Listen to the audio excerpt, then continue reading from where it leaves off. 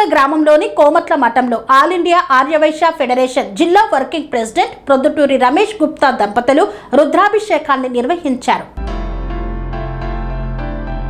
యాదాద్రి భువనగిరి జిల్లా ఆలేరు మండలం కొలనుపాక గ్రామంలోని కోమట్ల మఠంలో all India Arya Vysya federation Yadadri Bhuvanagiri జిల్లా వర్కింగ్ ప్రెసిడెంట్ ప్రొద్దుటూరి రమేష్ గుప్తా లక్ష్మీ దంపతులచే నగరేశ్వర స్వామికి రుద్రాభిషేకం, అలంకరణ, మంగళహారతి, తీర్థ ప్రసాద వితరణ కార్యక్రమాన్ని నిర్వహించారు. ఈ సందర్భంగా రమేష్ గుప్తా మాట్లాడుతూ జూలై 13న అత్యంత అరుదైన మహాశైవక్ష యోగం ఏర్పడుతుందని, 100 ఏళ్లకు ఒక్కసారి వచ్చే రోజున శివారాధన చేయడం వలన విశేష ఫలితాలు ఉంటాయని పూర్వీకులు చెబుతున్నారని ఆయన పేర్కొన్నారు. శివాలయాలలో రుద్రాభిషేకం చేయడం వలన సకల పాపాలు తొలగి సుఖ సంతోషాలు చేకూరుతాయని ఆయన సూచించారు. ఈ కార్యక్రమంలో సరబు సంతోష్ గుప్తా, కాశెట్టి శ్రావణ్ కుమార్, మణికంఠ, సందీప్ తదితరులు పాల్గొన్నారు.